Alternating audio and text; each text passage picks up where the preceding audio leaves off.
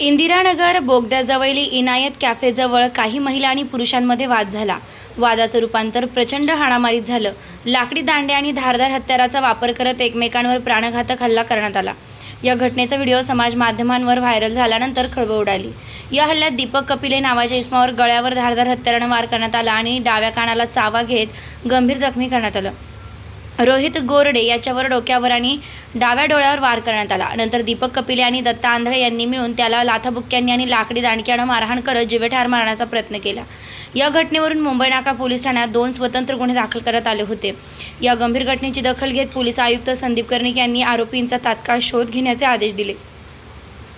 त्यांच्या मार्गदर्शनाखाली पोलीस उपायुक्त प्रशांत बच्छाव आणि सहाय्यक पोलीस आयुक्त संदीप मिटके यांच्या देखरेखीखाली गुन्हे शाखा युनिट क्रमांक 1 चे विशेष पथक तयार करण्यात आले.